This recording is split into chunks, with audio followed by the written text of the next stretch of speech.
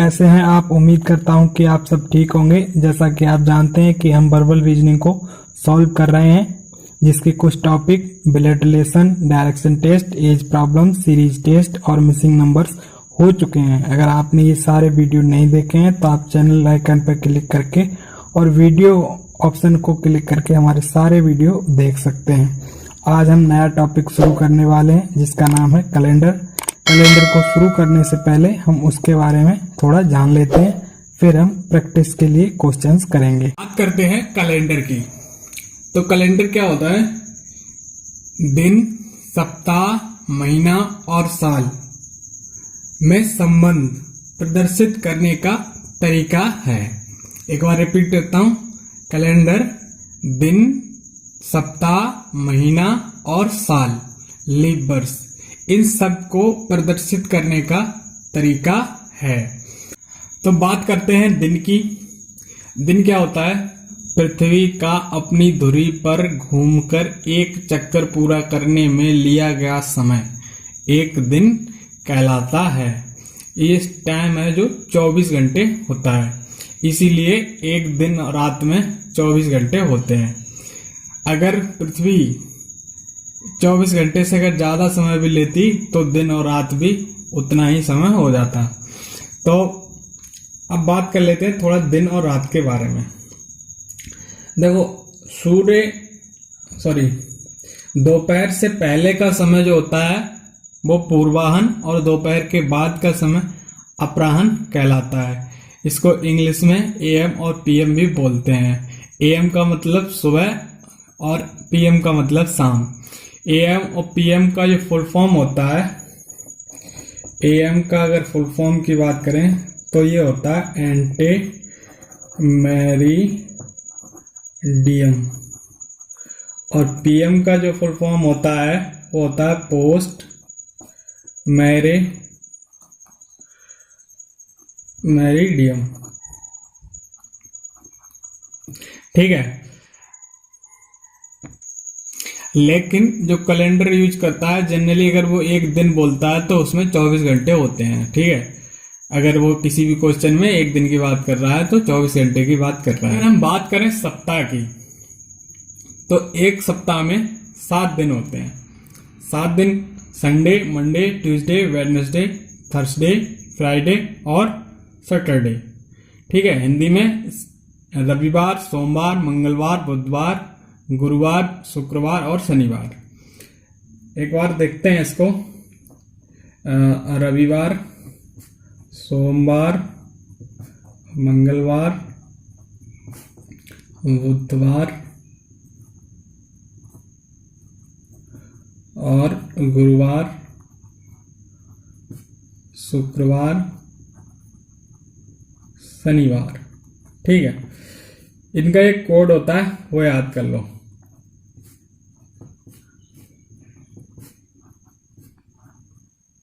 बहुत सिंपल है, 0 से लेकर 6 तक। ये क्वेश्चन सॉल्व करने में बहुत इंपॉर्टेंट रोल निभाएगा, तो ये कोड याद रहने चाहिए। 0 से लेकर 6 तक। 0 जो है वो रविवार का होता है और 6 जो है वो शनिवार का होता है। ऐसे क्रम से होते हैं। ठीक है। बात करते हैं सौर वर्ष की। तो सौर वर्ष क्या होता है? ध्यान से सुनो। पृथ्वी के द्वारा सूर्य का परिक्रमा करने में एक चक्कर लगाने में लगा समय एक सौर वर्ष कहलाता है। ये कितना टाइम होता है? देखो, 365 दिन, 5 घंटे, 48 मिनट, ठीक, 47.5 सेकेंड। इतना टाइम लेती है पृथ्वी सूर्य का एक चक्कर पूरा करने में। तो यही जो टाइम है 365 दिन, 5 घंटे, 48 मिनट और 47.5 सेकेंड। तो ये जो टाइम है ये एक सौर वर्ष का टाइम है। अगर इसको मैं एक्यूरेट दिन में लिखूं तो 365 दिन 2422 ये दिन हो जाएगा। अगर इसको भी घंटा, ये और मिनट जो सेकंड है, इसको भी दिन में कन्वर्ट करोगे तो। अब बात करते हैं सामान्य वर्ष की। तो इन्होंने क्या किया, कैलेंडर ने संशोधित करके ये 365 दिन का एक इन्होंने सामान्य वर्ष बना दिया। सामान्य वर्ष जो होता है कितना दिन का होता है, 365 दिन का होता है। ठीक है, 365 दिन का एक सामान्य वर्ष होता है। अब हुआ क्या, ये देखो 2422 है, इसको क्या कर दिया जाएगा, ये 22 है, इन्होंने एक अंक बढ़ा दिया, पीछे से 2 कम करके एक अंक बढ़ा दिया, यानी 0.25 हो गया। अब 0.25 को अगर हम 4 से गुणा कर दें तो ये कितना हो जाएगा, 1 दिन हो जाएगा। ये जो 1 दिन हुआ कब हुआ, 4 से गुणा करने पर, यानी कि 4 वर्षों में 1 दिन बढ़ जाता है। इसीलिए 4 साल बाद क्या होता है, एक लीप वर्ष आता है, एक लीप वर्ष आता है। लीप वर्ष में 366 दिन होते हैं। क्यों होते हैं ये मैंने समझा दिया। तो अब लीप वर्ष को ज्ञात करने का एक सिंपल तरीका और होता है, जैसे 2016 है या पीछे को लौटो तो 2012 रही होगी, 2020, ठीक है। यानी कि जो ईयर 4 के पूर्ण गुणक होंगे या पूर्ण डिवाइड हो जाएंगे, तो वो ईयर जो होंगे वो लीप वर्ष ईयर होंगे। ये 4 से डिवाइड क्यों करते हैं, क्योंकि चौथा वर्ष जो 4 साल बाद जो होता है वो लीप वर्ष आता है। तो ये लीप वर्ष आई थिंक यहाँ पर क्लियर हो गया होगा। अब हम आगे बढ़ते हैं, बात करते हैं शताब्दी लीप वर्ष की। ठीक है, तो शताब्दी लीप वर्ष से पहले एक मिनट थोड़ा शताब्दी वर्ष समझ लेते हैं। जो 100 का गुणक होता है, जहां हम 100 पूरा करते हैं, जैसे 100, 200, 300, 400, 500, 600, 700, तो ये सब क्या होते हैं, शताब्दी ईयर कहलाते हैं। अभी 21वीं शताब्दी चल रही है, क्योंकि हम 2000 के पार चल रहे हैं। 2100 जब पूरा कर लेंगे तो अगली शताब्दी लग जाएगी। ठीक है, तो अब ये क्या रूल जो लीप वर्ष का होता है, ये शताब्दी ईयर पे काम नहीं करता। ठीक है, जैसे कि 100 है पूरा, तो 100 को अगर हम 4 से डिवाइड करें तो ये 4 से डिवाइड हो जाएगा। देखो 100 को अगर 4 से डिवाइड करोगे तो कट जाएगा, पूरा 25 आ जाएगा। लेकिन ये 100 जो वर्ष होगा ये लीप वर्ष नहीं होगा। ये लीप वर्ष का जो रूल है वो शताब्दी ईयर पे काउंट नहीं होता। लेकिन 400 जो होगा वो लीप वर्ष होगा। अब ये क्यों होगा ये हम आगे समझाएंगे, थोड़ा आगे समझाने वाले हैं। तो ये भी इतना याद रखना है कि जो शताब्दी ईयर होता है वो लीप वर्ष नहीं होता है। लेकिन जो ईयर 400 से पूर्ण गुणक होते हैं, जैसे कि 1200, 1600 और 2000, तो ये जो ईयर होंगे ये लीप वर्ष होंगे। शताब्दी ईयर होने के बाद भी लीप ईयर होंगे। अगर विषम डेज की, तो एक सप्ताह में मैंने बताया कितने दिन होते हैं, 7 दिन होते हैं। अब बात करते हैं विषम डेज की। तो कोई भी हमारे पास दिनों की संख्या है, जैसे एक वर्ष के दिन ले लो, कितने होते हैं, 365 दिन। ये हम सामान्य वर्ष होता है हमारा। अगर 300 वर्ष है, ठीक है, सॉरी 365 दिन है, अगर मैं इसको 7 से डिवाइड कर दूं तो कितना आएगा, 52, 7 पंजे 35 और 15 बचेगा 7। ठीक है, अब ये 52 आएगा तो कितना होगा, 52 से अगर वो इसकी गुणा करते हैं 7 की तो कितना होता है, 364। यानी कि यहाँ 365 है तो एक दिन बचा। तो जो ये एक दिन बचा ये एक विषम दिन कहलाएगा। ऐसे ही अगर लीप वर्ष होता है तो लीप वर्ष में कितने दिन होते हैं, 366। तो 366 होते हैं। अगर इसको हम 7 से डिवाइड कर दें तो कितने दिन बचेंगे, 2 दिन। तो ये क्या कहलाते हैं, 2 दिन ये जो कहलाएंगे ये विषम दिन होंगे। अगर एक महीने की बात करें, मान लो एक महीना जनवरी का है, 31 दिन का है, तो अगर 7 से डिवाइड कर रहे हो तो कितने शेष बचेंगे? 3। ठीक है, तो ये जो 3 शेष बचे ये क्या है? विषम दिन कहलाते हैं। आई थिंक आप विषम दिन समझ गए होंगे। बात करते हैं मंथ कोड की। मंथ कोड जो है क्वेश्चन को सॉल्व करने में हमारी बहुत हेल्प करता है, इसलिए हमें कंपलसरी है, जरूरी है ये कि हमें मंथ कोड याद होना चाहिए। देखो मंथ कोड क्या होता है? 1 4 4 0 3 6 0 2 5 1 4 4 सॉरी 6। दिसंबर का जो होता है वो 6 होता है। तो इसको हम एक ट्रिक से याद रखते हैं। 144 है ये, 144 12 का स्क्वायर ये कितना है? 36 है। 6 का स्क्वायर ये कितना है? 25 है। तो 5 का स्क्वायर और ये 144 जो है तो इसमें से 2 और बढ़ा दो इसमें। ठीक है, तो 144 036 025 और 146 ये क्या होता है? मंथ कोड होता है। क्रम वही है 1 4 4 0 जनवरी फरवरी मार्च अप्रैल। ठीक है, तो इसको हम यूज करते हैं क्वेश्चन सॉल्व करते समय। क्वेश्चन को अप्लाई करके दिखाएंगे तो और अच्छे से समझ में आएगा। क्वेश्चन को सॉल्व करने के लिए हमें एक कोड की और जरूरत पड़ती है। 3 कोड की बेसिकली जरूरत पड़ती है। सप्ताह का कोड, माह कोड और शताब्दी वर्ष का कोड। ठीक है, अगर मैं शताब्दी वर्ष के कोड की बात करूं तो देखो, अगर मान लो 1600 है, 1700 है, 1800, 1900 और 2000, ये जो क्या है ये शताब्दी ईयर है। तो इनका कोड क्या होता है? 6 4 2 0 और फिर 6। तो ये सीरीज आगे आगे तक चलती रहेगी। अगर 1500 का ले लो तो कितना हो जाएगा?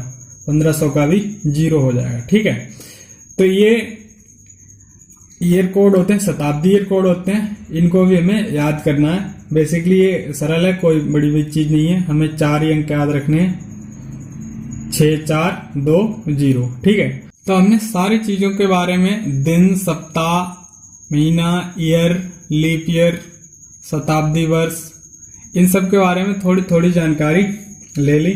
लेकिन अब हम थोड़ी इंटरेस्टिंग चीजें को डिस्कस कर लेते हैं जो कि कैलेंडर से रिलेटेड है।